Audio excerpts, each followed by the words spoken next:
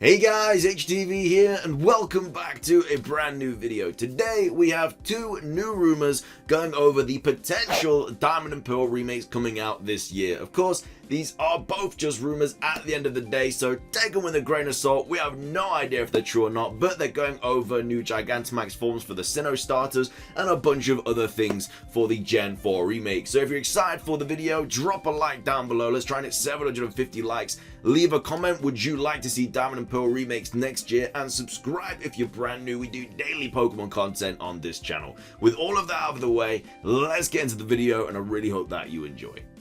So, starting things off, this is the first rumor that I'm going to be going over. I don't know when this rumor came out or anything like that. This was just sent to me. I don't know where they even got it. It's probably 4chan or something. I don't know. It looks kind of like a 4chan post to me. But basically, it starts off by saying, friend does coding for Game Freak and gave me a little info. So, very nice of that friend. Don't know if they're imaginary or not, but we'll read on. It says, November 2021 release is what they're shooting for. With the virus and all, a delay could be possible. 2021 November, I mean November is usually when they do release new Pokemon games. This is kind of actually a little bit interesting that the Crown Tundra is coming out in October and not November, because obviously November, like I say, usually when they release Pokemon stuff. But yeah, November 2021 is apparently when Diamond and Pearl remakes are gonna be coming to us. Then it says Gmax returns. We'll talk about the Mega situation later. Here are some names that I got and I was told. So we have Kaio Doda, which is Gmax Torterra. Kaio, I'm guessing Kaio obviously means Gmax, and then I'm guessing this is like a Japanese name or something for the other for the Pokemon. So yeah, we have Kaio Doda, which is Gmax Torterra. We have Kaio Guka, which is Infernape.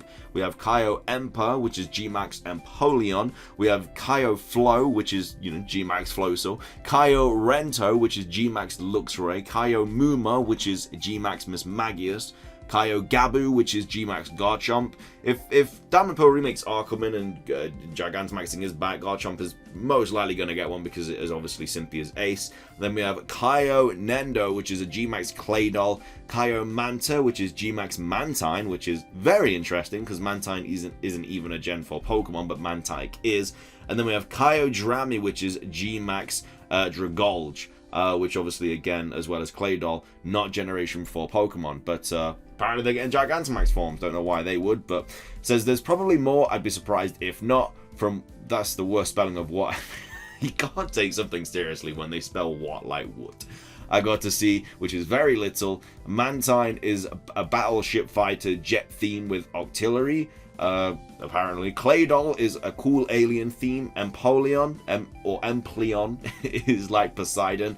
Definitely the coolest of what I saw. I got to see a little bit of Infernape's completed render and saw a fire staff like Sun Wukong. Apparently there's no new regional variants. Whether this is true or not, and we even get Diamond and Pearl remakes, I don't think we would get regional variants. I just, it's hard to see us getting regional variants when we're going back to a region we've already been through. It just kind of kills the whole timeline and stuff, because obviously if there were regional variants, they would have been there in the original Sinnoh games. But it says, not surprised.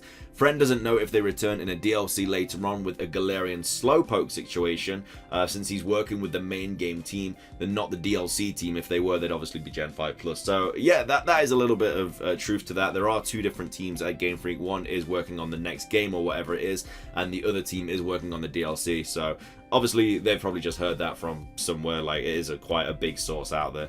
And then it says, Fantina and Volkner have Gmax 100%, so I assume most will, like Sword and Shield. Gmax Floatzel, so CW probably will too. It's an arena situation like Galar. The last thing that I know for sure about is a new Pokemon. It's like Meltan apparently and connects to a mobile game. My guess is Masters. My friend only saw it in a meeting though, so no real info based off of Kodamas? I don't know what that is. I asked about the story, specifically the legendaries. Didn't get to hear much, just know it's a Delta episode situation, like you probably guessed. Arceus, I think so. And he's done a little winky face. A little side tangent, but Megas are not returning. Recently, Megas were announced for Go, so I assume that that's how Megas are gonna act now for mobile and not main games. Bro, I don't know why people think Mega Evolutions are not going to come back to the main series game. Literally, since they were announced in Generation 6, they've only not been in one game, which is Sword and Shield. They were in X and Y, they were in Omega Ruby and Alpha Sapphire, they were in Let's Go Pikachu and Eevee, they were in Sun and Moon, they were in Ultra Sun, Ultra Moon, they were in Mystery Dungeon, they're now in Pokemon Go. It's just Sword and Shield that they haven't been in since they were announced, which is what, like 6 or 7, 8 years ago? I don't even know. I don't know why everyone's got it in their head that Mega Evolutions are never going to come back. It is very likely they are going to come back. And I'm pretty sure Dynamaxing and G-Maxing is very, very unique to Galar, just like the whole SOS thing was unique to Alola. But that's the first rumor. And then the next one is this. This was posted quite a while ago on the 24th of the 9th. Is that September? Okay, not that long ago then, actually. And it's titled DP Remakes by Nindu Chan.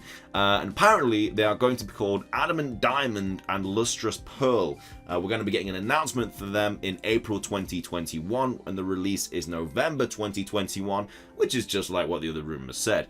The games will follow the Diamond and Pearl plot and have the Giratina plot from Platinum as a post-game, which is a Delta type episode. Exactly what the other rumors said.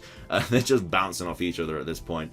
And then entering Mount Coronet gives you a camera control like in Sword and Shield's wild area. I've seen quite a few rumors say that. Mount Coronet is like a massive location in Sinnoh, so it wouldn't surprise me that if they were going to introduce some sort of wild area, then they would use Mount Coronet, or maybe even the Great Marsh or something like that. But the good thing about raiding is it's just something they can constantly add to stop the game dying. It's what's making Sword and Shield, like, the replayability of it so good, because there's constantly new events and stuff. Like, we just got a shiny Zeraora, so I'm really, really a big fan of all these events.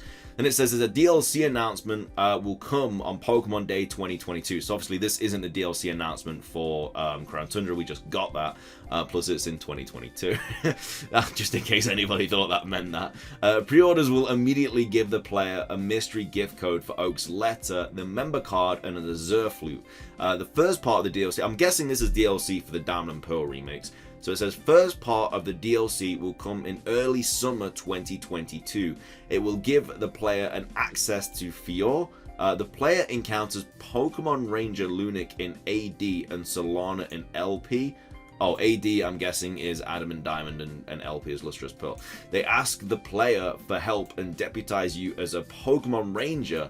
You help them with several missions and receive the Manaphy Egg as the conclusion of the story.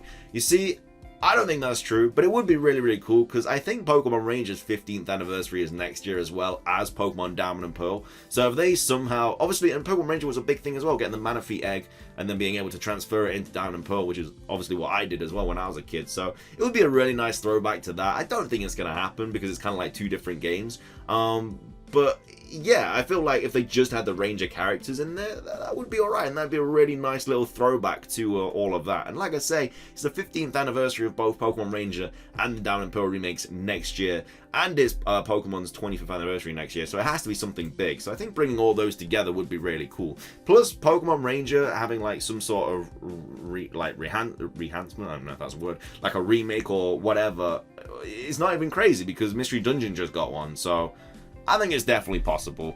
And then it says second DLC is Heart Gold for Lustrous Pearl and Soul Silver for Adamant Diamond.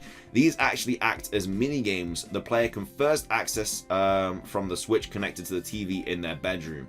Obviously, there is a connection between Johto and Sinnoh with the Sinjoh Ruins. So the mini games have Let's Go playstyle, and Kanto is not available in the mini games.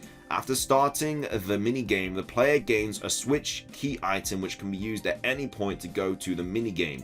The player also gains a Pokewalker key item which will have several applications. Number 1, while the minigames will have a daycare center, the eggs from the center cannot be hatched in the mini game. They have to be transferred to the Pokewalker, which can be synced to a Pokeball Plus and hatched by walking in the real world or by walking with the Pokewalker in Adamant Diamond and Lustrous Pearl. 2, at any point in the Sinnoh story, Pokemon from the minigame can be transferred into the Pokewalker and can be seen as following Pokemon. This raises their affection and grants the player candies to use in the minigame. Number 3, once the player completes the Sinnoh story and becomes champion, you gain access to the Pal Park, which allows you to use the Pokewalker to permanently transfer Pokemon from the minigame so it can be used in the main game and battle. I don't know about you, but that DLC sounds ass. It's just minigames. It's not DLC. It's just kind of like a little added update. I wouldn't pay for that. That sounds really bad. Yeah, I don't think this is true, but I really like the idea of Pokemon Ranger having some sort of like inclusion into Diamond and Pearl. Like I say, it's both their 15th anniversary, 25th anniversary of Pokemon. I think it'll be like a really, really nice kind of package for the 25th anniversary. I don't think this is true though. That second bit just kind of killed any legitimacy for me anyway. This one, I mean, it doesn't really have anything that makes me like not think it's true, but at the same time, just the way it's written, my guy's putting a winky face in there, spelt what as in W-U-T, and yeah, I don't know. I just feel like if you actually knew this information, I don't know. I don't know. What do you guys think? It is what it is. I haven't covered a rumor in a while, and I just remember how bad they can be. But anyway, that's going to be everything for today's video. If you guys did enjoy it, please do drop a like down below. Let me know what you guys think about these 2 new rumors. I'd love to hear what you guys have to say. Do you think Mega Evolutions would be coming back? I do. I don't know why everyone thinks they're not. It's crazy talk. Subscribe if you're brand new. Do daily Pokemon content on this channel. That's everything from me, though. Have a fantastic rest of your day. And until next time, peace.